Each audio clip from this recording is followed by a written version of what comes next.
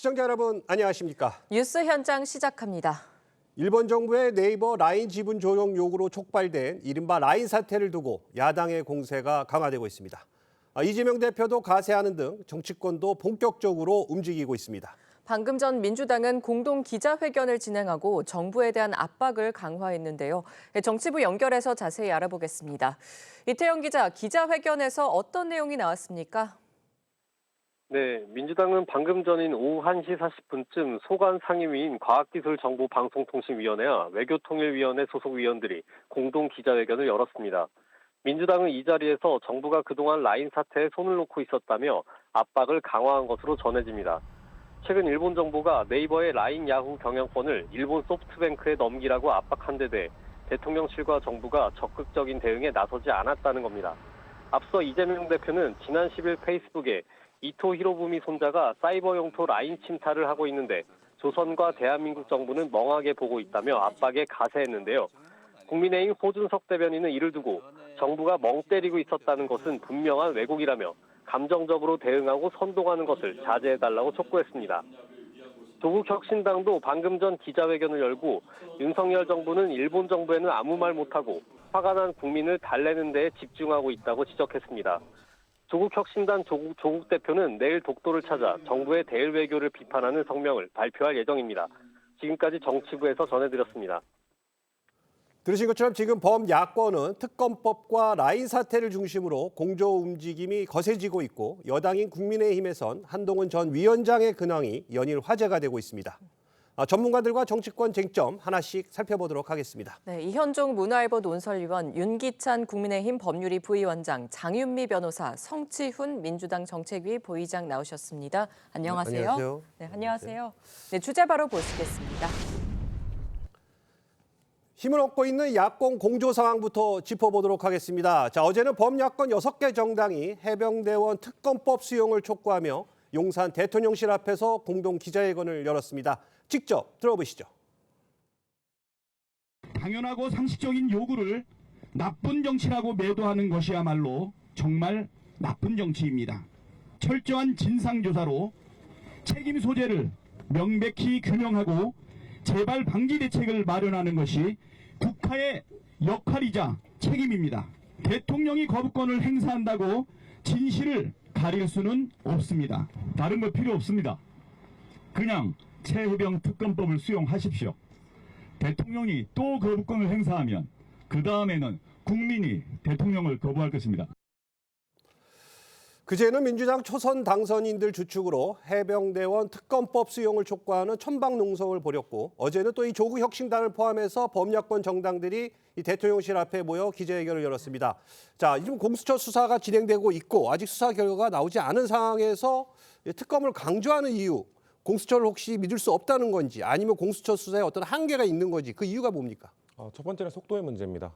우리 누차 이야기하고 있는 것이 최혜병 사건이 작년 7월에 있었고요. 예. 관련된 통신기록 보존 기한이 1년이기 때문에 올해 7월이 지나게 되면은 관련자들의 통신기록이 다 이제 삭제가 됩니다. 그렇기 때문에 아직 밝혀지지 않은 사람들도 있기 때문에 그 사람들에 대한 통신기록을 보존하기 위해서는 특검을 통해서 빠르게 대처를 해야 된다는 것이고요.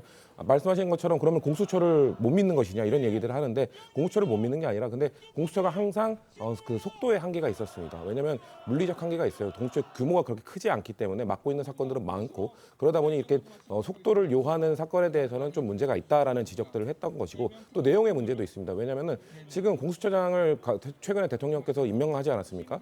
근데 대통령이 임명한 공수처장이 이끄는 공수처가 과연 지금 사건의 전말을 밝히기 위해서 대통령실까지 지금 확대되고 있는 상황에서 이거를 올바르게 과연 명확하게 할 수 있냐는 의구심이 있는 것이거든요. 마지막으로는 대통령께서 이거 좀 지켜보자. 그리고 혹시 성에 안 차고 미진하다면 본인께서 특검을 오히려 제안하겠다고 말씀하셨는데 지금 유가족들이 미진하다는 겁니다. 성에 안 찬다는 겁니다. 그렇기 때문에 특검을 통해서 좀 더 확실하게 해달라는 유가족들의 요청이 있기 때문에 민주당에서는 이걸 빠르게 추진해야 된다. 특검을 꼭 해야 된다는 입장을 밝히고 있는 겁니다. 일단 속도에 문제가 있다고 지적을 하셨는데 말씀하셨는데 어제 박찬대 원내대표와 조국 대표를 비롯해서 범야권 6개 정당의 당선인 40여 명이 모였습니다. 지금 거대 야권이 나서서 지금 22대 국회에서 이런 특검법 재발의하겠다 나서고 있는데 영향력이 사실 무시할 수 없을 것 같아요. 그렇죠. 뭐 일단 지금 야당은 이 문제를 하여튼 뭐 전면적으로 지금 뭐 촉구를 하고 있는데요. 네.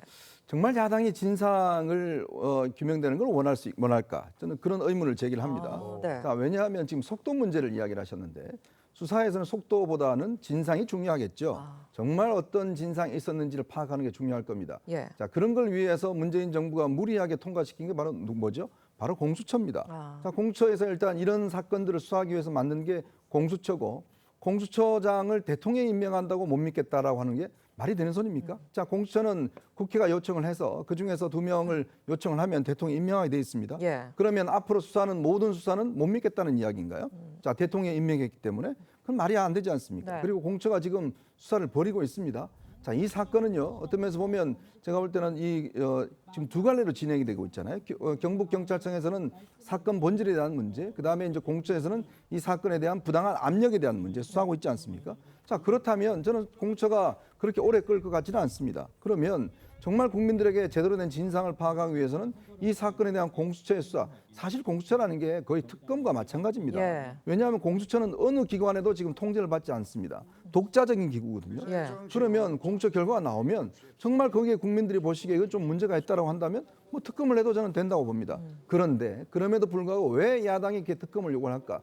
결국 이 사태의 진상보다는 결국은 정부를 압박하고 윤석열 대통령을 압박하기 위한 수단으로서 특검을 요청하고 있는 게 아닌가. 특검이 만능입니까? 지금까지 특검이 10여 차례 있었습니다만은 정말 성과를 낸 특검은 한두 가지밖에 없어요. 네. 그러면 특검에서 만약에 원하지 않는 결과가 나온다면 그때는 어떻게 하겠습니까? 그때는 또 뭐 다른 거 하자고 그러지 않겠습니까? 저는 결국은 정말 진상을 원한다면 시간이 걸리더라고 차근차근 저는 살펴봐야 된다. 그렇다면 이 공처 수사를 보고 난 뒤에 해도 저는 늦지 않다 이런 생각입니다. 알겠습니다. 자, 특검 수용을 요구하며 장외투쟁에 나선 야권을 향해 이 국민의힘은 날선 목소리를 내고 있습니다. 직접 한번 들어보시죠. 나쁜 선동부터 배울 것이 아니라 진짜 정치를 배워야 합니다. 22대 국회는 아직 개원도 하지 않았는데 천막부터 치고 완력을 과시하는 구태의연한 행태를 보여서야 되겠습니까? 초선 당선인들을 앞세워서 정부와 여당을 겁박하는 행태 당장 멈춰야 합니다. 네, 지금 들으신 것처럼 개원 전부터 장외투쟁에 나서는 것을 두고 국민의힘에서는 정치적 주도권을 노린 것이다. 뭐 겁박을 멈추라 이런 말까지 나왔어요. 네, 이걸 어떤 정치적 당리당략으로 접근 만약에 민주당이 했다면 역풍 맞았을 겁니다. 네. 지금 국민의힘에 저는 노인 선택지가 없다라고 생각합니다. 보수라면요. 군복무를 하다가 한 해병이 사망했는데 그리고 그 부분을 수사하는 해병대에서 8명을 입건해야 된다라고 했는데 대통령실에서 반대 의사를 밝혔다라는 이런 실체들이 드러나고 있으면 어떻게 해야 되겠습니까? 이걸 정확하게 진단하고 들여다봐야 된다고 해야 되는 거 그게 보수의 사실 역할 아니겠습니까? 네. 지금 그런 부분과 관련해서 나쁜 정치다? 국민들이 그렇게 생각하시지 않을 겁니다. 공수처 수사 못 믿는다고 누가 먼저 그랬습니까? 국민의힘에서 그랬습니다. 이종섭 전 장관이 호주에서 들어왔을 때 왜 자기 부르지 않느냐라고 했습니다. 왜 수사가 이렇게 더디냐고 했습니다. 실제로 인력이 굉장히 제한돼 있거든요. 수사검사 한 3-4명이 들여다보고 있습니다. 최근에는 이 국방부 법무관리관 영장 칠 거냐고 언론이 물었더니 여력이 되지 않는다라고 했던 게 공수처입니다. 그렇다면 특검 최대 104명의 인력이 가동될 수 있습니다. 그리고 공수처는 군에 대해서는 기소할 수 있는 권한이 없습니다. 공수처가 기소할 수 있는 건 판검사와 고위 경찰에 한정돼 있거든요. 한 사례가 있습니다. 김웅 의원에 대해서 기소해야 된다고 공수처가 검찰에 넘겼죠. 네. 검찰이 기소하지 않았습니다. 그렇다면 실체에 접근하는 가장 빠르고 정확한 방법이 무엇이겠냐? 저는 국민들이 특검이라고 답변하고 계신다고 생각합니다. 알겠습니다. 자, 이르면 모레 국무회의에서 결국엔 윤 대통령이 거부권을 행사할 것이다. 이런 전망도 나오고 있습니다. 자, 윤 대통령 고민 많을 것 같아요. 어떻게 예상하십니까? 뭐 지금까지 언행으로 비춰볼 때 거부권 행사가 예상이 되죠. 네. 근데 이제 공수처의 경우에는 사실 인력이 적기는 한데요. 공수처법에 따르면 파견받을 수 있어요. 그러니까 특검도 사실 파견받는 인력들이에요. 경찰로부터 파견, 검찰로부터 파견. 그럼 논리에 따르면 검사들이 파견돼서 만드는 특검하고 네. 별도의 임명 절차를 거쳐서 뽑는 공수처가 어느 게 더 중립적일까요? 그러니까 민주당이 기존에 해왔던 공수처 필요 논리에 따르면 당연히 공수처가 조금 더 중립적으로 민주당이 주장을 해왔다는 것이거든요. 네. 그렇다면 공수처에서 다른 분들을 파견받아서 하는 것이 낫다라는 생각이 드는 것이고, 아까 속도 부분은 아까 말씀하셨지만 속도 그 당시에 그러면 이종섭 장관에 대해서 민주당이 빨리 수사해라라고 했어야 되는 거잖아요. 예. 그렇게 안 했잖아요. 그리고 또 하나는 본질적인 것은 책임 소재와 책임자 규명은요, 경북경찰청에서 하고 있어요. 거기에 따라서 책임자로 만약에 8명이 다 책임자로 규명이 됐는데 이 당시 8명에 대해서 왜 나머지 분들은 입건하지 말라 그랬냐라는 그때 비로소 외압의 부당성 여부가 밝혀지는 거거든요. 그렇다면 경북경찰청에서 수사가 밝혀진 뒤에 그다음에 나머지의 이제 당부당에 결정되는 것이라서 저는 순서적인 측면에서도 일단 경북경찰청의 책임 소재, 원인 이런 것들을 밝혀야지만 재발 방지책이 나올 수 있는 것이고요. 그다음에 유가족 입장에서 보면 어떤 억울함이 풀리는 거 아니겠습니까? 네. 그다음에 이제 행정적인 측면에서 이럼에도 불구하고 왜 이 당시에 외압을 행사했냐라는 건 부차적인 문제인 겁니다. 따라서 공수처의 수사를 지켜볼 충분한 시간이 있는 거고, 마지막으로 말씀드리면 이제 군사보훈법의 개정 때문에 사실 입건할 수 있는 권한이 없어요. 해병대는 예. 해병대 그 수사 공수처에서. 기관은 예. 수사기관이요. 예. 그렇다면 이거는 이제 나중 문제로 치부가 되는 거기 때문에 여기에 정치적인 관심이 쏟게 되면 경북경찰청 수사에 대해서는 지금 국민이 신경 안 쓰고 있잖아요. 오히려 적에 신경을 써야 되는 것이고, 저는 민주당에서 왜 그러면 이렇게 하느냐? 이게 대통령의 탄핵이죠. 그러니까 대통령이 외압을 행사했다라는 걸 상정해 놓고 이거를 입증해 가는 과정 아니겠습니까?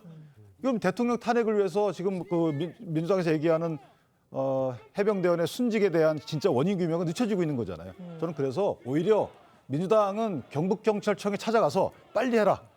좀 더 수사 범위를 넓혀라.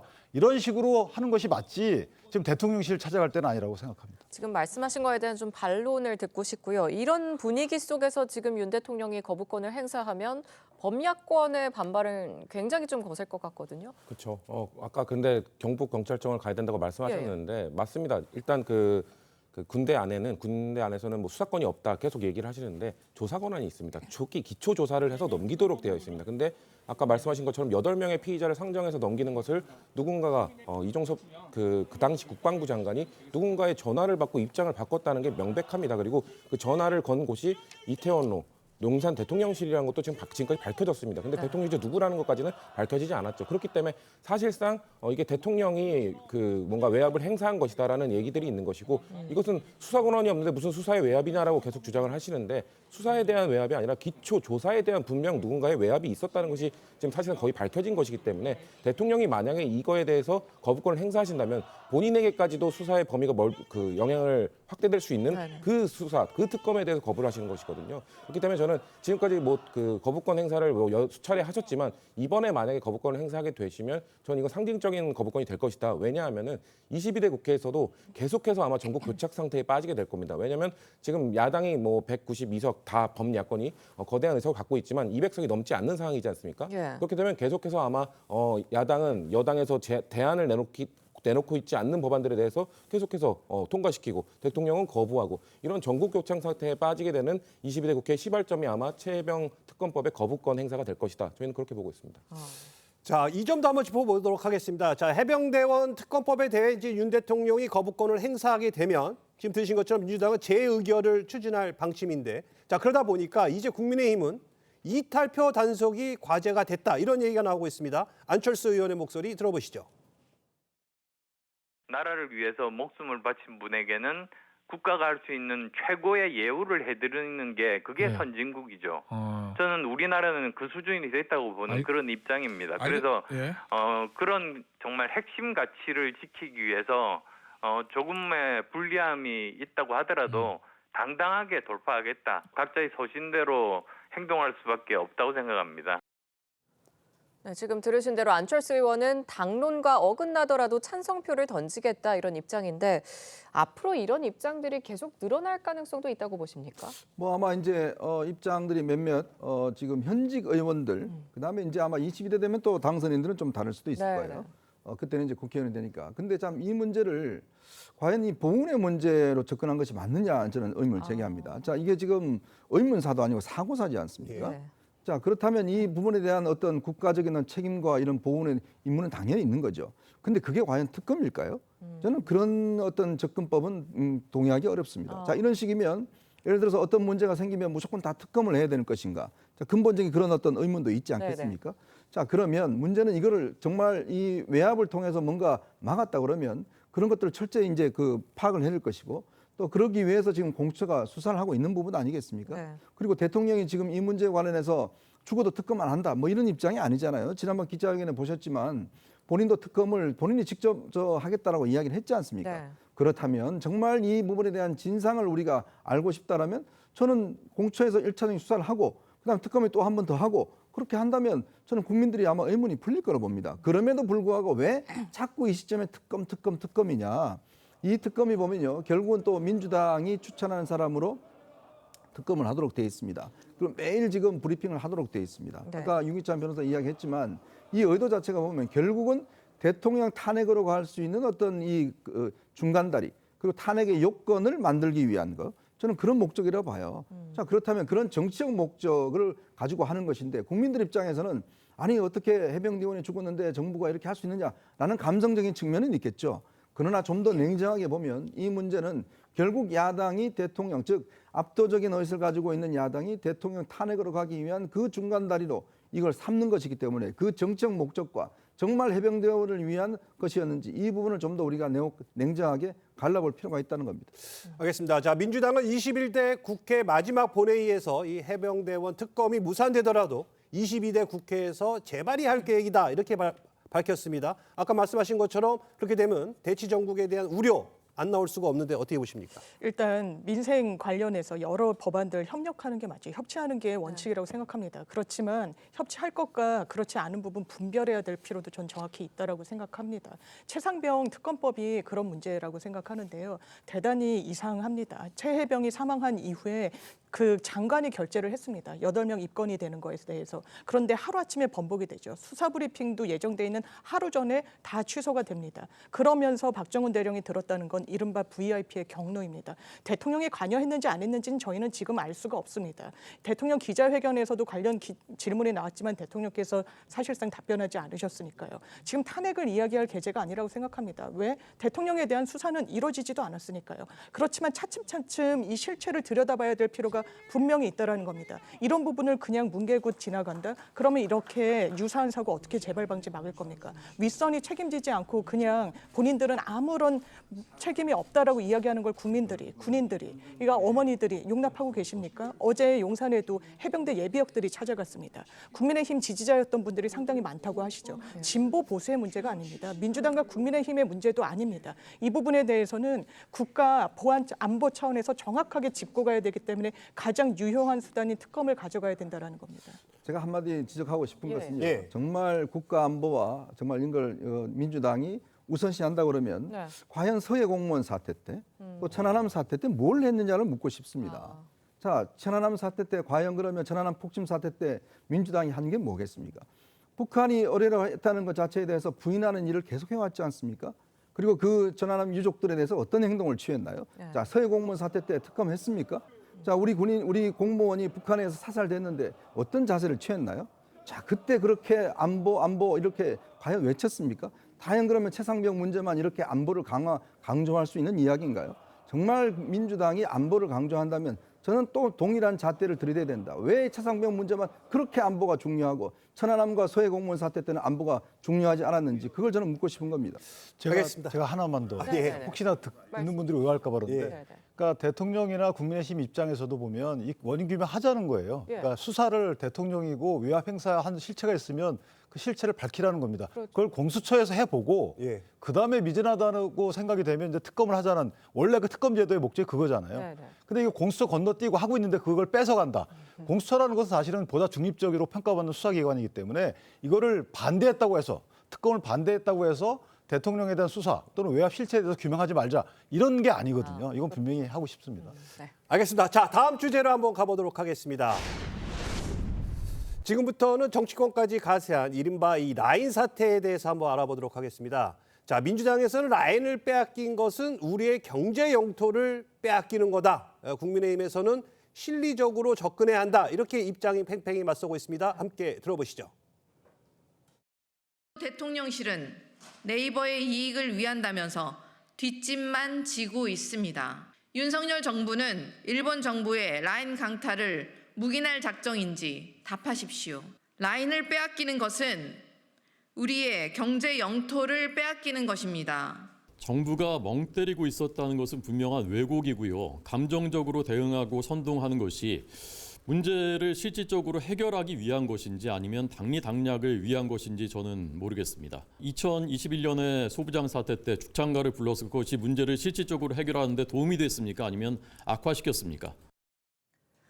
네, 정치권까지 가세한 라인 사태, 먼저 이 사건의 좀 발단을 짚어봐야 할 것 같아요. 라인은 네이버가 일본에서 키워온 메신저 업체이고요. 국민 메신저입니다. 네이버가 가진 지분은 50% 정도인데 물론 이 배경에 좀 여러 이야기가 있지만 간단히 보면 일본 정부가 지금 네이버의 라인 지분을 내놔라 이렇게 좀 압박을 하고 있는 거죠.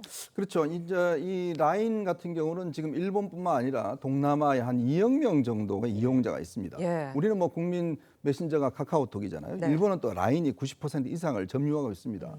그런데 이제 2019년도입니다. 그 2019년 소프트뱅크라는 회사가 당시 손정희 회장이 국내에 들어와서 문재인 대통령 면담을 요청합니다. 예. 그 면담에서 무슨 이야기를 하냐면 이 야후가 가지고 있어요. 이 소프트뱅크가 예. 그거와 이제 모바일인 이제 라인을 합쳐 짓게 되면 시너지 효과가 나기 때문에 그러면 이해진 지하요를 내부 지하를 만나게 좀 해달라. 네. 그래서 양측의 어떤 합병을 좀 이루겠다 해서 당시에 이 소프트뱅크가 이제 이 손정희 회장이 이해진 회장을 만났어요. 그래서 네. 어떤 합병이 이루어집니다. 자, 그래서 두 회사가 공동의 출자매 회사를 만들어요. A홀딩스라는 회사를 만듭니다. 예. 여기서 경영권은 야후가 가지고 있고 예. 이 기술적인 문제는 네이버가 가지고 가게 돼 있어요. 근데 최근에 여기에 이제 이 여러 가지 어떤 이 정보 유출 사태가 벌어졌습니다. 자, 그러다 보니까 일본 정무청에서는 그러면 이 정보 유출 사태를 해결하기 위해서 실질적으로 여기에 어떤 지분 문제를 좀 이 정리를 해라. 즉, 라인이 갖고 있는 지분을 이 소프트뱅크에 좀 넘기는 문제를 해라라는 압박을 했다는 예. 그런 이제 이 보도가 있었잖아요. 그런 사태 속에서 이제 양측의 갈등이 있었는데 문제는 네이버 같은 경우도 제가 알기로는 아마 본인들이 가지고 있는 지분을 실적으로 좀 매각을 해서 AI나 이런 데 좀 투자를 하려고 하는 그런 목적이 있었던 것 같아요. 근데 문제는 이제 총무처가 이거를 마치 이제 어떤 이 압박하는 걸로 되니까 우리가 한일 투자 협정에 어떤 외국에 있는 기업에 대해서 강제적으로 지분을 조정 요구한다. 이럴 경우는 이 국제적으로 이게 문제가 되게 돼 있습니다. 그러니까 거기에서 지금 야당은 왜 그러면 정부가 나서지 않았냐는 것이고 정부는 네이버 측에서 이 부분 관련해서 해결할 수 있는 시간적 여유와 또 본인들의 사업적인 전망, 즉 이게 과연 라인의 어떤 지분을 계속 가지고 있는 게 좋은 것인지 아니면 이걸 일부 매각해서 AI에 투자하는 것으로 옳은 것인지 이런 문제에 대한 경영적 판단이 있다는 거예요. 근데 문제는 이거를 지금 이재명 대표가 마치 어떤 일본의 어떤 반일 감정을 선동하고 하면서 정치권 이슈로 지금 부각된 상황입니다. 자, 어쨌든 이 휴식 겸 치료를 받고 있는 이 이재명 대표가 11일 SNS에 반일 감정을 자극하는 게시글을 3개나 올렸습니다. 자, 이건 어떤 의미가 있을까요? 아무래도 지금 윤석열 정부 들어서 일본과의 대일 외교에 있어서 좀 저자세 외교를 보여왔던 것들을 계속 지적해 왔거든요. 민주당은 그런 거에 그 과거사 문제도 있었고 후쿠시마 오염수 방류 문제도 있었고 이제는 하다 경제 관련된 문제까지도 일본에 대해서 너무 저자세로 대응하는 것이 아니냐라는 것을 지적하는 겁니다. 아까 말씀하신 것처럼 네이버 입장에서도 지분을 매각하고 싶을 수도 있고 거기에 대한 경영권 판단을 하고 있는 걸로 알고 있습니다. 하지만 문제는 그런 것이 기업 대 기업의 협상을 통해서 이루어지는 것이 아니라 뭔가 일본 정부가 정치권이 이게 외교가 개입하게 되면은 제값을 못 받을 수도 있는 상황 아닙니까? 그렇게 됐을 때는 한국 기업이 피해를 보지 않도록 한국 정부에서도 그런 어느 정도의 도움은 줘야 된다는 겁니다. 지금 분위기 자체가 마치 네이버가 50%의 지분을 갖고 있는데 잘못해서 뺏기는 것처럼 되고 있으니까 이거에 대해서 네이버가 만약에 매각하고 싶어도 제값을 받기 위해서는 뭔가 외교적으로도 풀 문제가 있지 않겠냐 이걸 들여다봐야 되는 거 아니냐 너무 방관해서는 안 된다는 주장을 지금 민주당에서 하고 있는 겁니다. 지금 제값을 지불할 수 있으면 물론 좋겠지만 이런 식으로 사실 자극을 계속 반일 감정을 내부에서 저희가 국내에서 자극하고 있는 건 이거는 또 어떻게 보십니까? 이게 반일 감정을 자극하는 건 사실은 이제 정치인들인데 네. 국익에 도움이 안 되죠. 이 부분은. 물론 반일 감정을 자극해야 될 때도 있죠. 예. 일본 기업이 조직적으로 일본 정부가 조직적으로 움직일 때는 네. 만약에 우리 힘이 안 되면 당연히 국민적 힘을 얻어야 되죠. 예. 그럴 때는 국민적 여론의 등에 타기 위해서는 해야 됩니다. 그런데 문제는 뭐냐면 이 부분은 일본의 제도와 법령이 바뀌는 게 아니고 일본의 행정제도라는 건 우리 행정제도 똑같습니다. 예. 그러니까 특정 기업에 대해서 잘못해서 지적하는 거예요. 자, 특정 기업에 대한 지적이기 때문에 그 지적받은 기업 자체가 만약에 이것을 압박으로 느껴서 경영권을 넘어가 있습니다. 지금 이제 지분권이죠. 예. 지분권을 넘길 필요성이 있는지 여부에 대해서 판단하고 나는 넘기기 쉽지 않은데 일본 기업이 넘기라고 한다. 그럼 정부가 도와줘야 되겠죠. 근데 만약에 말씀하신 대로 네이버라는 곳이 자기들 경영 판단에 따라서 이번에 넘기는 게 낫겠어. 이렇게 판단한다 그러면 그걸 우리가 되돌리는 것은 오히려 기업 이익에 반하는 거잖아요. 그렇죠. 그러니까 그거에 대한 아마 정부하고 여러 가지 교통이 있을 거다라는 생각이 들고 그런 논리에 따르면 말씀하신 2019년도 그때 4월인가요? 손정희 씨가 왜 대통령을 찾아왔겠습니까? 문재인 대통령 취임한 지 두 번째 만난 기업인이 일본 기업인이에요. 제일 교포지만. 예. 일본 기업인 손정희 씨를 만난 뒤에 그 이혜진 씨하고 손정희 씨가 다루 만납니다. 그 당시에 보면요. 네이버가 라인의 지분을 70% 이상 갖고 있었어요. 근데 그것을 넘긴 거거든요. 예. 그럼 그거는 반일 아닌가요? 자, 그런 식으로 따지면 안 돼요. 다 상황 논리가 있는 거죠. 그 당시에 문재인 대통령은 잘 되라고 했겠죠. 네이버가 잘 되라고 한 거죠. 그 당시에 네이버가 먼저 접촉한 게 아닙니다. 손정희 시소프트뱅크가 본인들의 적자를 메꾸기 위해서 네이버 인수가 필요했고 라인 인수가 필요했고 대통령을 만나 뵌 거예요. 그러면 대통령 입장에서 보면 손정희 씨를 위해서 그걸 주선했을까요? 전 그렇게 판단 미스였겠지만 그렇게 생각하지 않습니다. 예. 이것은 네이버를 위해서 그렇게 말씀하셨겠죠. 그럼 역으로 말하면 똑같은 거예요. 그러니까 정부도 지금 네이버를 위해서 뭔가 움직이고 있겠죠. 이걸 다 지켜본 뒤에 힘을 보탤 필요가 있으면 그때 보태라라고 생각합니다. 자, 그런데 민주당은 5월 국회 중 이 관련 상임위를 열어서 이 라인 사태에 대한 긴급 상황 점검을 하겠다 이렇게 밝혔습니다. 자, 이제는 국회 차원에서 또 대응하겠다 이런 겁니까? 그렇죠. 시장은 시장 논리에 맡기는 게 원칙이고 맞죠. 그런데 일본이 지금 그러고 있습니까? 법적 근거 없이 행정지도로 지분을 매각하라 마라 하는 건 대단한 월권입니다. 시장에 왜 그런 규제를 합니까? 정부의 인식도 그런 거 아니겠습니까? 가계부 차관이 압박으로 느껴지는 행위를 하는 부분에 대해서 유감 표명 공식적으로 한 겁니다. 정부도 문제의식을 갖고 있다라는 거죠. 그렇다면 적절한 타이밍에 제대로 개입했느냐라는 의문이 지금 제기가 되고 있는 겁니다. 정부에서도 사실상 뒷짐지고 있었던 거 아니냐라는 문제 제기, 문제의식 여권에서도 나오고 있거든요. 그렇다면 이 부분과 관련해서 대한민국 정부가 뭘 해야 되느냐. 지금 플러스 알파는 보이지 않습니다. 유감 표명한 이후에 어떻게 하겠다는 건지 시장의 개입을 철저하게 차단해야 되겠지만 일본 정부가 그렇게 하고 있냐고 묻는 겁니다. 한일 외교 어떤 가치 외교 중요하죠. 그렇지만 외교는 가치보다 실리 아니겠습니까? 허울 좋은 가치를 찾기 이전에 우리 기업을 보호하고 뭐라도 백업하기 위해서 뭘 해야 되겠습니까? 그렇다면 민주당이 수권 정당으로서 국회에서 들여다보자 하는 건 너무나 자연스럽다고 생각합니다. 제가 하나만 보태면 예. 걱정되는 부분 이런 부분입니다. 뭐 정치적 행위를 할 수는 있어요, 민주당. 그런데 민주당의 저런 반일 감정을 위한 정치 행위가 일본에 어떤 영향을 미칠까요? 일본 국민들은 반한 감정이 생깁니다. 반한 감정이 생기면 일본 내에서 기업 활동을 하는 네이버 도움이 될까요? 도움이 안 될까요? 저는 개인적으로 도움이 안 된다고 봅니다. 그런 차원에서 보면 이게 과연 네이버를 위해서 민주당이 저런 문제 제기를 하는 것인지 좀 깊이 고민해 봐야 됩니다. 저도 사실 이 부분에 좀 동의를 하는 게 조국 대표도 지금 가세를 해서 내일 독도를 방문을 한다고 하고요. 청와대 민정수석 시절 SNS에 죽창가를 올렸었기도 했거든요. 조국 대표가. 이때에 이어서 지금 또다시 반일 선봉에 나선 겁니다. 말씀하신 것처럼 네이버 측에서도 이런 식의 외교전은 오히려 우리 기업들, 네이버뿐만이 아니라 우리 기업들에게 더 악효과를 불러올 수 있다. 이런 우려를 하는 분위기를 저는 직접 들었거든요. 이게 과연 이런 식의 조국 대표의 움직임들이 도움이 될까요? 너무 그 선을 넘는 것까지는 저희도 우려스러운 부분이 있습니다. 그래서 저는 그 개인적으로는 네이버의 의견, 네이버의 입장이 가장 중요하다. 예. 민주당도 이 문제를 해결함에 있어서 국회도 지금 연다고 하지 않았습니까? 아마도 네이버 관계자들 그런 분들도 불러서 네이버의 입장을 좀 들어보고 선을 조정하는 것도 좀 필요하다고 생각합니다.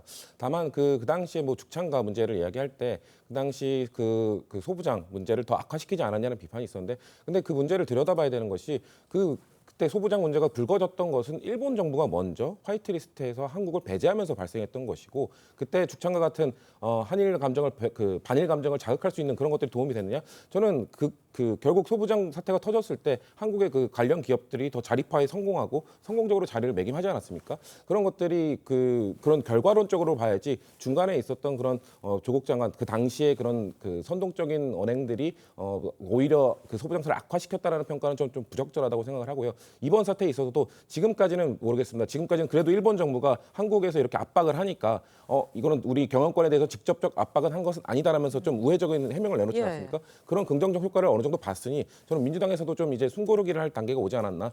계속해서 좀 자극하는 거는 좀 자제할 필요가 왔다. 그런 단계가 왔다라고 좀 판단하고 있습니다. 반면에 국민의힘에서는 이 과거 죽창가를 불렀던 게 문제 해결이 도움이 되냐 이렇게 비판하고 나섰습니다.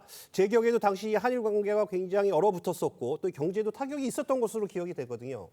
그 과정에서 많은 기업들이 문을 닫거나 굉장히 어려움을 겪었잖아요. 예.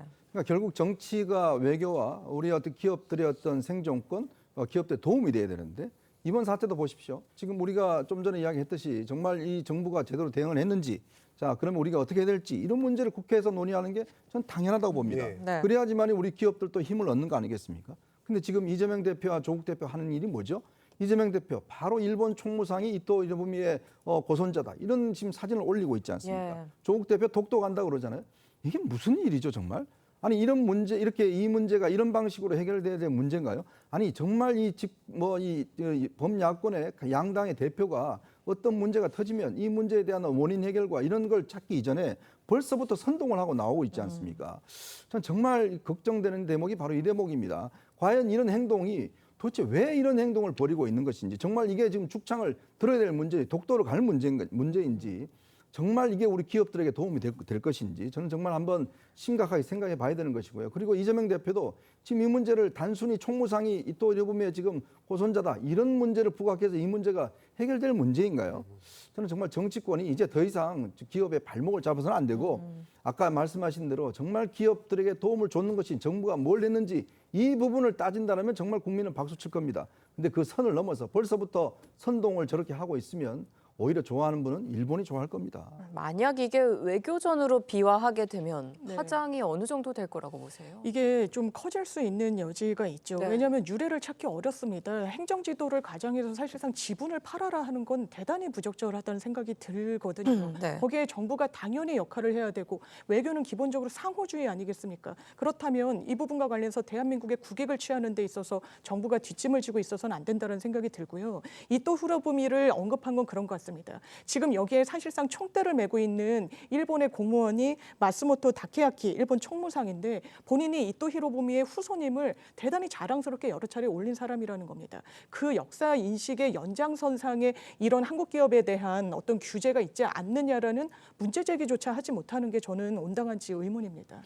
알겠습니다. 자, 그런데 이 네이버의 지분이 만약에 약화될 경우 이 네이버가 그동안 공을 들인 동남아 진출 사업에도 차질을 빚을 것으로 보이는데, 자, 이 실질적으로 어떻게 하면은 이게 잘 원만하게 해결할 수 있는 방법이 뭘까요? 그러니까 지금 구조를 보면은 네이버가 72% 이상을 갖고 있던 그 라인이라는 회사를 소프트뱅크하고 네이버하고 같이 이제 합작법인을 만듭니다. 50대 50이거든요. 예. 경영권은 소프트뱅크 한 명이 더 많아요. 근데 50대 50에서 이제 지분을 일부 팔라는 거잖아요. 근데 이런 지분 파는 거는 제가 볼 때는 이게 기업 대 기업이 해결할 문제고, 문제는 지분 파는 기회에 만약 팔게 된다면요. 그러면 동남아 사업권에 대해서 별도의 법인을 만들 필요도 있을 수 있어요. 예. 그러니까 그런 것들은 네이버와 소프트뱅크 간에 사실은 이제 경영적인 측면에서 서로 협력할 부분이기 때문에 네. 만약 그런 과정에서 일본 정부가 압력을 행한다. 그럼 거기에 대해서 정부가 또 나서야 되겠죠. 그러니까 좀 지켜보고 거기에 대해서 민주당도 좀 도와줬으면 좋겠다라는 생각이 듭니다. 알겠습니다. 자, 다음 주제로 가보도록 하겠습니다.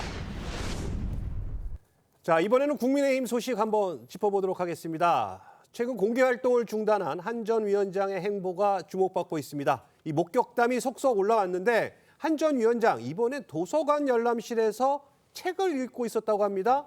자, 이 정치인들이 뭔가 행보를 앞두고 이때 이 책 제목이 뭐냐, 이게 굉장히 관심이 많거든요. 자, 종의 기원단이랍니다. 이 어떤 메시지가 담겨 있는 걸까요? 그러니까 뭐 한동훈 위원장이 이제 개인적인 활동들 본인이 아마 책도 좋아하고 그다음에 이제 양재도서관인가요? 저기 가서 이제 있는 장면들이 이제 지켜온 것 같습니다. 이제는 네. 일상을 좀 돌아온 것 같아요.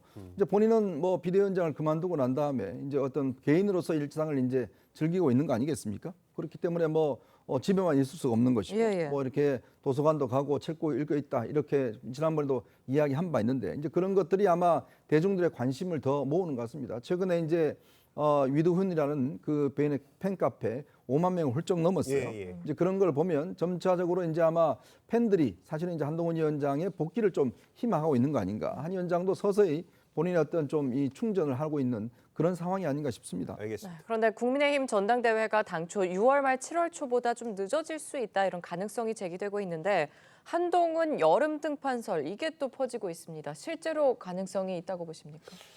가능성이 없었다가 점점 높아지는 게 아닌가 싶어요. 이것은 뭐 한동훈 위원장의 그 상황이 이렇게 변한다는 게 아니고 네네. 본인의 의지가 변하지 않을까라는 생각을 해요. 아. 뭐냐면 이제 한동훈 전 비대위원장 입장에서 보면 당대표로 당선될 가능성이 커지기 때문에 등판 여지가 커진다 이런 취지가 아니고 그건 똑같아요. 오히려 더 시간이 가면은 더 가능성이 줄어들겠죠. 근데 본인이 이제 이 전당대회를 통해서 당대표가 되면 본인이 만약에 정치적 행보의 가장 큰 목표는 대권이다. 그럼 대권 행보에 당대표의 경력이 그런 활동이 어느 정도 도움이 되는지 여부를 판단하겠죠. 그럼 판단에 있어서 좀 전향적인 판단이 되면 당대표의 선거에 나서는 거고 이게 도움이 되지 않을 거라고 판단이 되면 나서지 않을 거고. 그런데 대통령이 한동훈 전 비대위원장에 대한 여러 언급들이 나오고 있잖아요. 그리고 전당대회에 나오려고 하는 분들의 면면을 보더라도 대권 주자들도 있어요. 그렇기 때문에 대권 주자가 이제 자제할 필요가 없다라는 상황이 만들어지는 거고 대통령 임기가 3년 남았기 때문에 대통령과 협력 관계를 유지해서 만약에 성공한 대통령으로 자리매김하면 본인도 성공한 대권 주자가 되지 않을까 이런 계산 하나 있는 것이고요. 지금부터 만약에 지금 본인이 계속 칩거하게 되면 대통령과 척을 진 상태에서 칩거가 돼요. 그러면 이게 3년 된 마당에 대통령 지지율이 만약에 나중에 오르게 되면 본인은 대권 주자로서의 잠재력이 떨어지지 않겠어요? 그러니까 이런 여러 가지 상황들이 본인이 나가는 것이 대권 주자로서의 가치를 높일 수 있는 기회가 아닌가라고 판단하지 않을까 싶습니다. 알겠습니다. 자, 그런데 최근 취임한 이 황우여 비대위원장은 이 전당대회 개최 시기와 이 한 전 위원장의 출마 관련성에 대해서 이 특정인을 염두에 둔 게 아니다 이렇게 부인을 했습니다. 자, 이 전당대회가 연기되면 한 전 위원장 출마에 유리합니까? 아니 무슨 어떤 영향이 있습니까? 네, 전당대회가 연기되면 왜냐하면 한동훈 전 위원장은 총선에 패배한 책임을 직격으로 받고 있는 분인 건 맞죠. 그렇기 때문에 본인은 공부하고 성찰한 이후에 돌아오겠다라고 이야기를 했습니다. 6말 7초는 4월 10일 총선이 이뤄진 이후에 2달 정도밖에 지나지 않은 시점이라 상당히 책임론 등등과 관련해서도 이걸 회피해 나가기가 어려운 국면이라고 보여지고요. 다만 이게 좀 수년되고 연기가 된다면 정치적 공간이 열려지는 측면이 분명히 있기 때문에 황우여 비대위원장이 혹시 전당대회를 당원 당규에 따라서 조금 연기할 수밖에 없다라고 이야기하는 게 한동훈 전 위원장을 위함이 아니냐라는 일각의 시선도 이렇게 나오는 것 같습니다. 네, 최근 저희가 좀 CG를 보여드릴 텐데 국민의힘 차기 당대표 적합도 조사에서 전체 1위로 꼽힌 유승민 전 의원이 5년 만에 팬카페 회원들과 만남을 가졌습니다. 유 전 의원은 이 자리에서 여러 좀 정치 현안에 대해서 또 목소리를 높였거든요. 차기 전당대회 출마 혹시 염두에 둔 거 아니냐 이런 목소리들이 나와요. 근데 이제 저 결과를 보시면 일반 여론조사, 그러니까 이게 이제 뭐 민주당 지지자들, 조국 혁신당 다 포함해서 할 때는 이제 유승민 전 의원이 올라가지만 그러나 국민의힘 지지자로 딱 떨어놓고 보면 굉장히 현격한 차이가 있습니다. 그런 어떤 면에서 보면 좀 역선택이라고 좀 봐야겠죠. 그런 측면이 아마 있기 때문에 본인도 아마 그런 이야기를 하는 것 같아요. 즉 5대5 정도, 예를 들어서 일반 여론조사 50%, 뭐 당원 50%이 정도가 되지 않으면 본인 아마 안 나오겠다라고 이야기를 하고 있는 것 같은데요. 문제는 이제 유승민 전 의원도 이제는 좀 더 배신자 프레임에서 벗어나서 여권에서의 어떤 역할을 이제 해야 될 때가 된 것 같습니다. 그런 상황에서 이제 아마 본인의 팬카페나 이런 분들 만나고 있고 특히 지난 총선 과정에서 이준석 대표의 개혁신당이 안 따라갔잖아요. 그 이유는 결국은 본인은 앞으로 이 국민의힘에서 어떤 식이든지 정치적인 뿌리를 내려야겠다 이런 판단을 하고 있는 거 아니겠습니까? 근데 문제는 이제 그 전제는 아무래도 이제 이 국민의힘 전통적 지지층들과의 어떤 면에서 보면 화해라든지 아니면 지지 이런 걸 어떻게 확보할 것인가가 제일 관점이에요. 그래서 여전히 아직까지 이제 반 유승민 정서가 강하기 때문에 이런 것들을 어떤 방식으로 앞으로 이제 극복해내고 확장해 나갈지 아마 그 문제를 해결하지 못하면 당대표 나오기는 굉장히 어려울 겁니다. 아마 제가 볼 때는 유승민 전 의원은 지금에 있는 그 전통적 지지층들 특히 이제 박근혜 전 대통령 탄핵 국면에서 본인의 어떤 역할을 했다라는 부분 때문에 맺어진 배신자 프레임을 어떻게 극복할 것인지 그 문제를 좀 집중적으로 고민해야 될 시기가 아닌가 싶습니다. 알겠습니다. 자, 유승민 전 의원은 또 어제 SNS에 민주당이 25만 원 민생회복지원금을 특별조치법 형태로 추진하는 거에 대해서도 위헌이라면서 강하게 비판했습니다. 결국엔 이게 당심 잡기에 나선 거 아니냐 이런 부분인데 이건 어떻게 해석하십니까? 뭐 이 정도 발언 하나로 당심을 잡긴 힘들겠죠. 다른 패널께서 말씀하신 것처럼 좀 유승민 전 의원에 대한 보수 지지층의 이 좀 뿌리 깊은 불신이 있기 때문에 이것을 단숨에 뒤집기는 힘들 거라고 봅니다. 다만 유승민 전 의원이 갖고 있는 이미지, 합리적 보수. 나는 윤석열 대통령, 윤석열 정권에 대한 비판도 하지만 보수로서의 가치가 흔들리는 정책에 대해서는 나도 비판할 또 야당에 대한 비판도 한다. 그런 합리적 보수의 스탠스를 좀 더 명확히 표현하기 위한 그런 발언으로 보이고요. 유승민 전 의원은 제가 봤을 때는 아마 이 룰, 지난 전당대회 때 또 나오고 싶었다는 의사를 표명했지만 당신 100%도 룰이 바뀌면서 사실상 마음 접지 않았습니까? 예. 이번에도 룰이 바뀌지 않는다면 이번에도 유승민 전 의원은 아마 출마를 결심하기 힘들 걸로 보여지고요. 아마 저는 한동훈 또 전 위원장의 이런 거취 문제와 관련돼서도 유승민 의원이 자신의 그런 출마 여부를 판단하는 데 좀 영향이 있지 않을까. 이 말은 뭐냐면 결국 지금 이번 전당대회 그리고 이번 총선 이전에 있었던 총선에서 나타난 중도 보수층의 민심은 윤석열 대통령에 대해서 그래도 할 수 있는 토론이 좀 해라. 수직적 당정 관계가 너무 심하지 않느냐. 그걸 좀 바로잡을 수 있는 사람이 해야 되는 거 아니냐라는 민심이 분명 드러난 거라고 보거든요. 예. 그 목소리를 낼 수 있는 것은 지금 유승민 전 의원 아니면 한동훈 전 비대위원장 아니겠습니까? 그렇기 때문에 한동훈 전 비대위원장이 만약에 그 스탠스를 갖고 출마를 하게 된다면 유승민 전 의원의 공간도 사라지는 것이기 때문에 유승민 전 의원이 그런 것들을 좀 다 종합적으로 고려해서 고민하고 있는 단계가 아닐까라고 보여집니다. 네, 또 이런 가운데 조정훈 의원은 그제 황우여 위원장을 만나서 이 총선 백서가 다음 달 중순 정도에 공개될 거라고 밝혔는데 사실 이게 또 한 전 위원장을 겨냥하고 있는 거 아니냐 이런 논란이 또 커지는 것 같아요.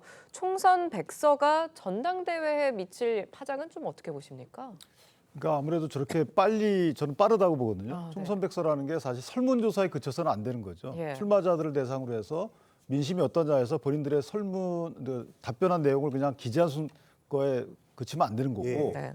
좀 심층적으로 돼야 되고 대안까지 나와줘야 되는 것이기 때문에 저는 다음 달 중순에 나온다는 것 자체가 좀 이해가 안 가는 부분이 없지 않아 있어요. 그러니까 만약에 1, 2, 3편 해가지고 나온다는 몰라도 그래서 저게 다음 달 만약에 발표가 된다 그러면 설문조사에서 나오게 되면 패장들 입장에서 보면 누가 제일 아쉬울까요?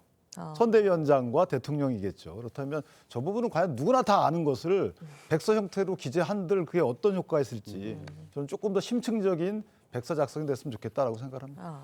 알겠습니다. 자, 계속해서 국민의힘 내부 상황도 살펴보도록 하겠습니다. 친윤 핵심이죠. 이철규 의원의 이 원내대표 불출마를 놓고 지금 후폭풍이 거셉니다. 이철규 의원과 같은 당 이 배현진 의원 사이에 설전이 오갔는데요. 직접 한번 들어보시죠. 악역을 맡아달라고 저에게 요구한 사람이 밖에 나가서 마치 제3자가 또 엉뚱한 사람이 이야기하듯이 말씀하실 땐 조금 당혹스럽기 그지없어요. 네. 혹시 배현진 의원 말씀하시죠? 제 말에서 답에서 추측이 가능하실 거라 생각합니다.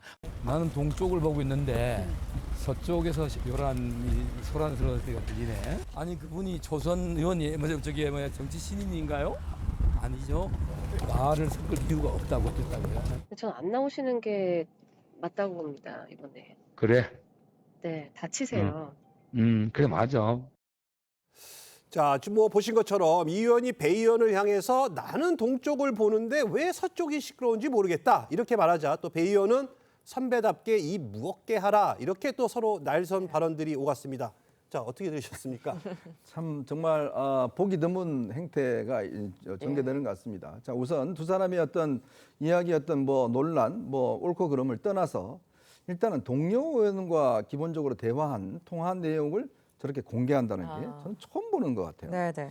정말 있을 수 없는 일을 한 것 같습니다. 저거는 뭐 내 동료가 아니다. 그냥 같이 앞으로 안 보겠다 이런 뜻인 것 같은데 아무리 상대방이라도 저렇게 하지는 않습니다. 네네. 야당 의원이라도 예를 들어서 서로 간에 합의 없이 저렇게 통화 내용을 공개한다? 저는 있을 수 없는 신의 상식의 위반이죠. 얼마 전에 이준석 대표가 원희룡 당시 이제 전 장관하고 한 통화 내용이 이제 공개하는 바람에 그것도 굉장히 논란이 됐지 않습니까? 정치권이라는 게 뭡니까? 이 기본적으로 신의를 바탕으로 해서 서로 뭔가 협상도 하고 타협이 하고 적도 될 수가 있고 동지도 될 수가 있고 그런데 기본적인 신뢰관계 즉 개인이 알려서 그럼 앞으로 누가 배현진하고 통화하려고 그럴까요? 다 자기 이야기가 녹음된다고 그러면 누군가 통화한다고 그럴까요? 그거는 기본적으로 있을 수 없는 일이다. 자, 그리고 그러면 좀 더 근본적으로 보면 이철규 의원이 이제 지난번 공천 관리를 이제 실제로 했지 않습니까? 인재 영입하고 뭐 등등 했는데 이제 그런 과정에 대한 좀 앙금이 남아 있었던 것 같아요. 자, 그러면서 이제 이철규 의원이 과연 그럼 나서는 게 맞느냐 안 맞느냐? 그건 정책으로 뭐 옳고 그러면 나눌 수가 있죠. 네. 그러니까 이철규 의원이 정말 이번에 나서서 안 된다라는 주장을 할 수가 있는 거고 할 수가 있는 것인데 그런 문제를 저런 방식으로 문제를 푼다? 예를 들면 앞으로 이철규 의원과 배현진 의원이 얼굴을 보겠습니까? 그리고 또 그 당선으로 지목된 박정훈 당선인 같은 경우도 얼굴을 볼 수가 있겠어요? 같은 당이라고 이야기할 수 있을 것 같습니까? 정말 그렇지 않아도 여당이 지금 어려움에 처해 있는 상황인데 거기에 어떤 주도적 역할을 했던 주역이라는 사람들이 저런 방식으로 정말 이 상식 이하의 방식으로 문제를 푼다는 거 제가 볼 때는 이건 정말 있을 수 없는 일을 하고 있다는 생각이 듭니다. 알겠습니다. 네, 실제로 의 의원은 다음 날 해당 인물은 배 의원이 아니라 초선 당선인이라고 바로 잡긴 했습니다. 여기서 일단락되는가 싶었는데 사실 박정훈 당선인이 분을 넘는 욕심은 자신을 무너뜨리는 법이라면서 3선에 성공한 이 의원을 또 저격을 했어요. 그러니까 이게 좀 점입가경인데요. 예. 어떤 노선이나 공동선을 위해서 뭐 갈등을 겪으면 국민들이 이해를 할 텐데 사실상 감정 싸움을 그것도 자단 내에서 하고 있는 겁니다. 일단 배현진 의원인가요? 라고 그 당시 라디오 앵커가 물은 것처럼 이거 혹시 배현진 의원 아니야? 라는 일각의 의혹 제기가 있었죠. 배현진 의원이 굉장히 좀 화를 냈고요. 그러자 초선 내 이번에 당선인이 된 사람이라고 하니까 또 박정훈 당선인이 거론이 됐던 겁니다. 그러니까 박정훈 당선인도 거기서 그냥 끝냈어야 되는데 네네. 그냥 가만히 있지 않았던 겁니다. 본인의 SNS에 그리고 관련해서 방송 출연까지 하면서 사실은 이철규 의원을 한 예식장에서 만나서 내가 악수를 청했더니 너 나 알아? 라고 했다라는 어떻게 보면 뭐 알리지 않아도 되는 그런 상황을 국민 앞에 그냥 알린 거예요. 그러면서 감정이 상당히 좋지 않다라는 걸 만천하에 공개를 하면서 이 부분에 대한 여진이 가라앉지 않고 있는 것 같습니다. 근데 또 의 의원 측에서는 너 이런 표현은 또 없었다 없었다고 이런 얘기를 얘기들도 하고 나오고 있고요. 자, 그런데 이런 상황을 놓고 이 정치권 일부에서는 이 녹음 파일까지 공개한 거는 이 선을 넘은 행동이다. 또 이렇게 얘기하고 있고요. 또 한쪽에서는 이철규 의원이 말을 바꾼 것이다. 이렇게 되면서 이 당내 갈등은 계속해서 번지는 모양새입니다. 자, 그러다 보니까 일각에서는 총선 참패 수습도 전에 이 새 지도부가 강조한 이 단일 대우마저 깨지는 거 아니냐 이런 우려가 나오고 있습니다. 당이 어려울 때잖아요. 그런데 저는 개인적으로 말씀 주신 대로 전혀 궁금하지 않거든요. 그러니까 예를 들면 이철규 의원이 이게 뭐 대통령이 만약에 불출마를 종용했다 이러면 그거는 공방의 대상이 돼야죠. 예. 정치행위이기 때문에. 예. 그런데 뭐 초선 당선인이든 재선이든 어느 분이 나가지 마세요, 나가요. 이게 뭐가 중요합니까? 그리고 진실규명에 대해서 국민들이 진실규명 요구하지도 않았어요. 당내에서 전혀 궁금하지가 않아요. 네. 그런데 왜 저렇게 과잉 대응들을 서로 간에 하는가? 개인적으로 뭔가 목적이 있겠죠. 그런데 그 목적에 대해서 글쎄요, 저는 당내 분란, 그러니까 당내에서 이루어지고 당의 국회의원 직함을 달고 이루어지는 분들이기 때문에 저는 저런 부분들이 당에 만약에 세력을 약화시킨다 그러면 저는 더 이상 가면 징계해야 된다고 봐요. 알겠습니다. 예. 자, 지금까지 정치권 쟁점 짚어봤습니다. 감사합니다. 감사합니다. 감사합니다. 얼마 전 경찰이 형사를 사칭한 한 남성의 전화에 민간인 여성 7명의 개인정보를 유출해서 논란을 빚었습니다. 네, 형사를 사칭한 남성이 13일 만에 경찰에 붙잡혔는데 잡고 보니 전직 경찰관이었습니다. 이승훈 기자의 보도입니다. 모자와 마스크로 얼굴을 가린 남성이 공중전화 부스로 들어갑니다. 어디론가 전화를 걸더니 종이에 무언가를 받아 적습니다. 남성이 전화를 건 곳은 인근 지구대였습니다. 자신을 청주 흥덕경찰서 소속 형사라며 이름까지 댄 남성은 수배자를 쫓고 있다며 30대 초중반 여성 7명의 주소지와 주민번호 등을 알아냈습니다. 원래는 안 해주게 돼 있는 거죠. 이름 아는 형사가 부탁을 하니까 간과한 거지. 범행 후 종적을 감췄던 남성이 13일 만에 서울의 한 식당에서 붙잡혔습니다. 전직 경찰관으로 흥신소의 의뢰를 받고 여성들의 개인정보를 알아낸 뒤 건당 50만 원에 팔아넘겼습니다. 90년대 잠깐 있었는데 몇 년 수년 정도 돈 벌라고 한 거죠. 뭐. 생활비로 한 거지. 도주 과정에선 여러 차례 옷을 갈아입고 현금만 사용하며 경찰의 수사망을 피했습니다. 경찰 조사 결과 남성은 과거에도 비슷한 범행을 저지르다 2022년 수감돼 지난해 12월 출소한 것으로 파악됐습니다. 경찰은 조만간 남성에게 공무원 신분 사칭죄를 적용해 구속영장을 신청하고 민간인 여성들의 개인정보를 유출한 지구대를 감찰할 예정입니다. TV조선 이승훈입니다.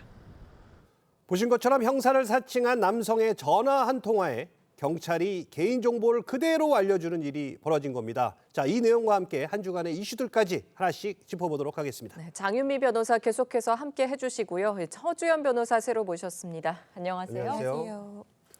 자, 이 상식적으로 일단 많은 분들이 좀 납득이 잘 안 간다 이렇게 얘기를 하고 있어요. 수배를 쫓는 형사라는 말에 경찰이 뭐 이런 거 따져보지도 않고 그대로 다 믿었다는 거잖아요. 맞습니다. 이 속인 사람도 문제이지만 이렇게 공중전화로 이 사람들의 정보를 알려달라고 해서 무분별하게 정보를 알려준 그 경찰관의 행동도 상당히 문제가 있어 보입니다. 네. 아무리 경찰관이라고 하더라도 이렇게 무고한 시민의 개인정보를 마음대로 신원조회를 해볼 수는 없습니다.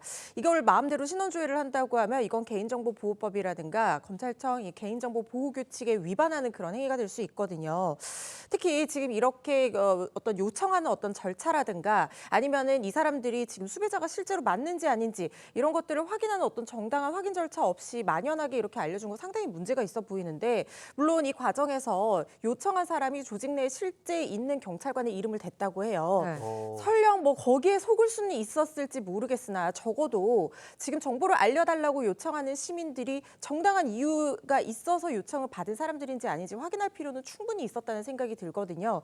그리고 이 사람 지금 전직 경찰관이었다는 거잖아요. 예. 경찰 내부에서 혹시나 이런 식으로 만연하게 신원조회를 하는 그런 관행, 잘못된 관행이 있는 것은 아닌지 이 부분도 한번 짚어봐야 될 것 같습니다. 지금 말씀하신 것처럼 전직 경찰관이었다고 하는데 형사를 사칭한 이 남성, 여성들의 개인정보를 알아낸 다음 한 건당 또 50만 원을 받고 팔았다고 해요? 맞습니다. 어쩐지 너무 능수능란했어요. 지구대 경찰한테 전화를 걸어서 내가 형사다. 실제로 있는 이름을 대면서 이 여성의 정보를 가져간 거 아니었겠습니까? 네네. 알고 봤더니 전직 경찰이었던 거고요. 여성 한 명당, 그러니까 7명의 정보를 넘겼는데 50만 원을 받고 흥신소에 팔아 넘겼다는 네. 겁니다. 그렇다면 이 남성이 이런 부분이 뭐 예전에도 있진 않았는지 한번 더 들여다볼 필요가 있어 보이고요. 실제로 또 본인이 경찰이었기 때문에 얼마나 많은 범인들을 검거했겠습니까? 실제로 그 동선 같은 것을 노출시키지 않으려고 공중전화를 사용했고요. 범행 이후에는 현금만 사용하고 본인의 어떤 그런 뭐 휴대전화 사용도 최소화하고 이런 좀 치밀함을 보였다고 합니다.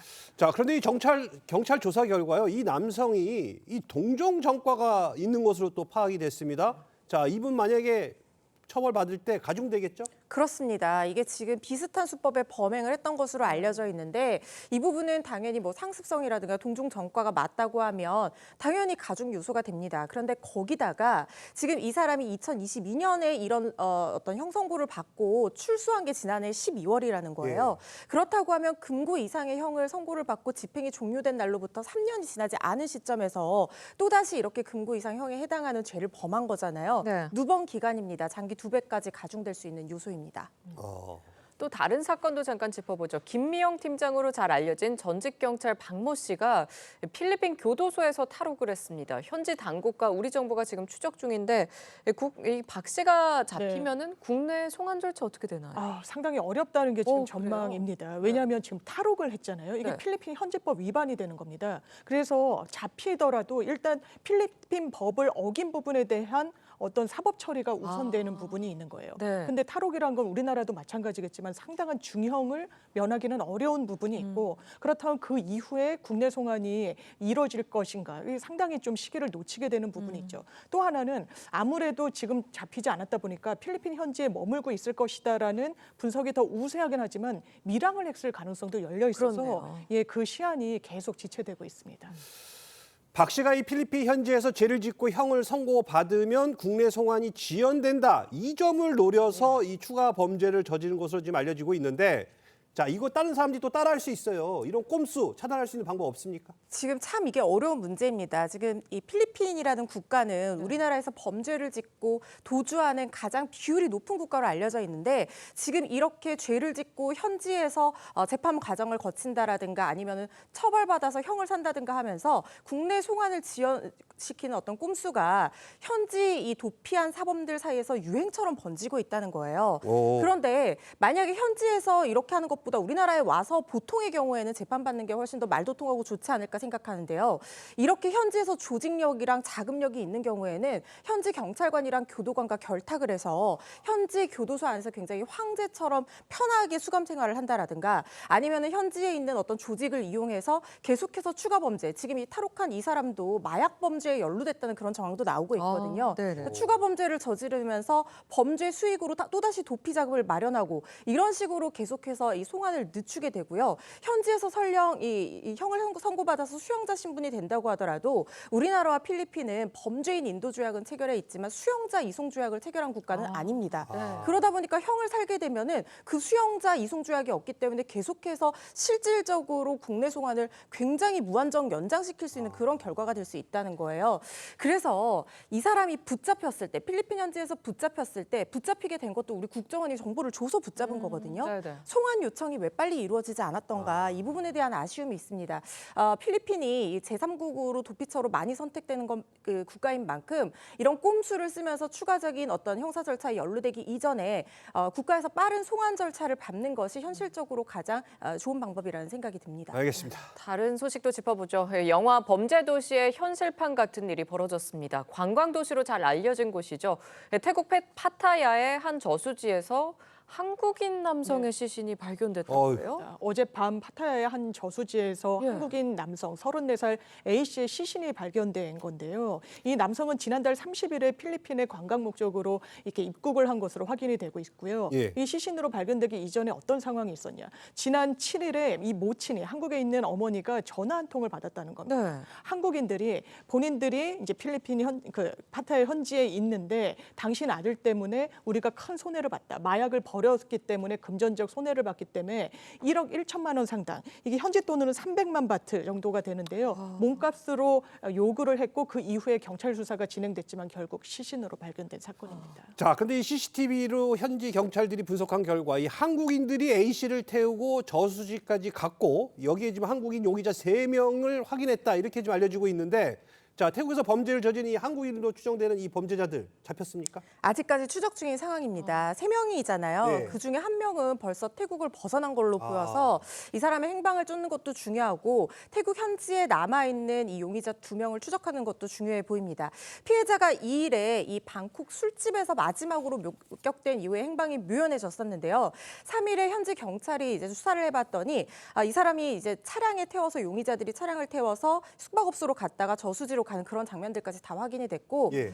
저수지에 이제 잠수부대를 투입해서 확인을 했더니 피해자의 시신이 발견된 사안이거든요. 일단 범죄를 저질렀다는 것이 굉장히 명확해 보이는 그런 증거들이 계속해서 나오고 있는 만큼 용의자들을 하루빨리 잡는 것이 시급해 보입니다. 알겠습니다. 계속해서 다음 내용 한번 살펴보도록 하겠습니다.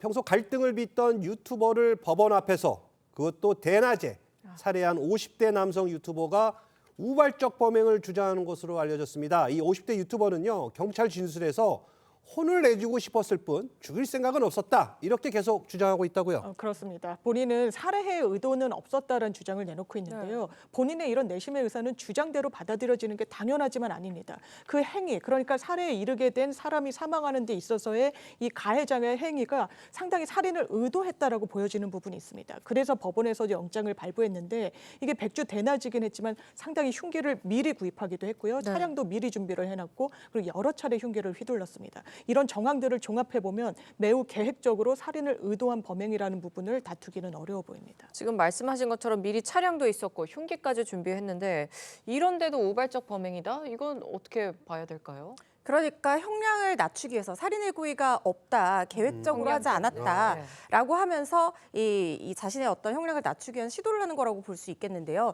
이 사건 처벌이 굉장히 무거운 사건으로 보입니다. 왜냐하면 이건 단순 살인죄가 아니라 이 자신이 형사 고소당한 데 대해서 앙심을 품고 이렇게 범행을 한 보복살인으로 볼 여지가 충분해 보이거든요. 보복살인이라고 하는 것은 특가법상 가중처벌 대상이 되기도 하고 비난동기 살인이라고 해서 그 자체가 기본 형량이 15년에서 20년까지 선고되도록 양형위원회에서 권고를 하고 있는데 여기에 계획 범행까지 들어간다고 하면 이건 특별 양형 인자로서 가중 요소로 평가가 됩니다.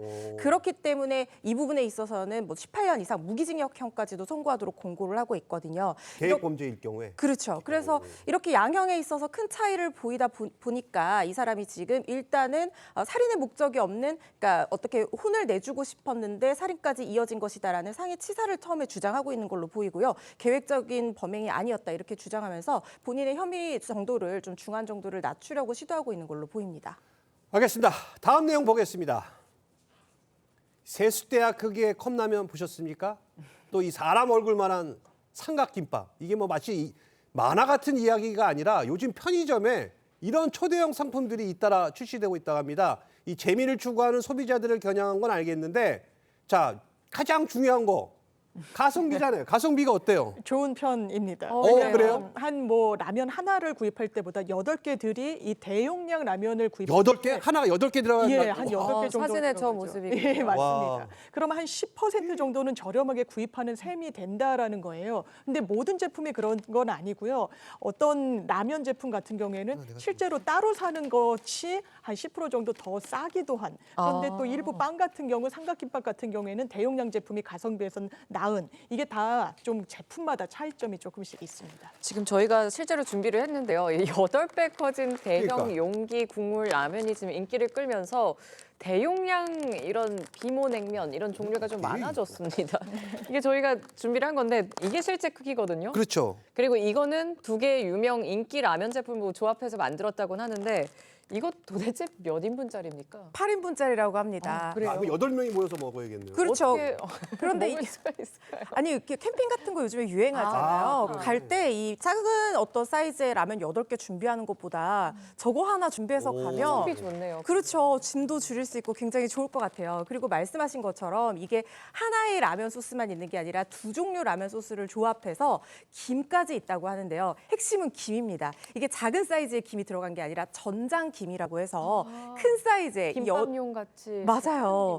그 8인분 라면에 큰 사이즈의 라면 그 김이 들어가 있다는 거예요. 네, 그러니까 네. 보기에도 좋고 먹기에도 좋고 그리고 소스 두 개를 이 기호에 맞게 조합해서 먹을 수 있다 보니까 놀러 가서 이렇게 먹으면은 약간 기호에 맞게 조리해 보는 그런 재미도 있고 재미있겠네요. 보기에도 좋고 이제 저도 한번 시도를 해보고 싶은데요. 같이 먹을 8명을 여덟 구하는 게 명 문제네요. 모아야겠어요, 이거. 자, 근데 이제 이런 게 나오는 이유가 이 고물가 시대다 보니까 이런 빅사이즈 제품들이 출시되는 거 아니냐 이런 반응이 있는데 시장의 반응이 중요할 것 같아요. 어때요? 굉장히 뜨겁습니다. 실제로 뜨거워요? 예, 거거익선이란 말까지 생겼는데요. 바다익선이 크면 아니라? 예, 크면 클수록 좋다. 예전에는 1+1 이래서 행사 제품을 많이 구입하는 추세였다면 지금은 큰 제품 하나 샀을 때보다 여러 개 가성비로도 굉장히 남고 이 유권자 그 소비자들이 상당히 좀 재미를 찾으면서 그래서 유튜브에도 이런 먹방 영상이 상당한 인기를 끌고 있거든요. 그래서 한동안 이런 인기는 계속될 거라고 전문가들 분석하고 있습니다. 또 여름이 오니까 캠핑 가시는 분들 많으니까 더 인기가 있겠네요. 알겠습니다.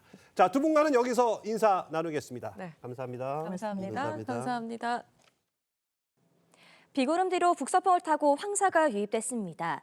현재 강원 영동과 충남, 남부지방에는 미세먼지 주의보가, 대구에는 미세먼지 경보가 내려졌는데요. 부산을 제외하고 전국에서 미세먼지 농도 나쁨에서 매우 나쁨 단계 보이고 있습니다. 오늘 늦은 밤이 되어서야 대기 확산이 원활해지며 공기질을 차츰 회복하겠습니다. 현재 강원 영동을 중심으로 건조특보가 발효 중입니다. 또 오늘 전국적으로 바람도 강하게 불겠는데요. 화재 사고 나지 않도록 불조심하시기 바랍니다. 오늘 한낮 기온 어제와 비슷하거나 조금 낮겠습니다. 서울과 대전이 23도, 대구 25도 예상됩니다. 당분간 비 소식 없이 대체로 맑은 날씨가 전망됩니다. 날씨였습니다. 5월 12일 TV조선 뉴스 현장은 여기까지입니다. 함께 해주신 여러분 고맙습니다.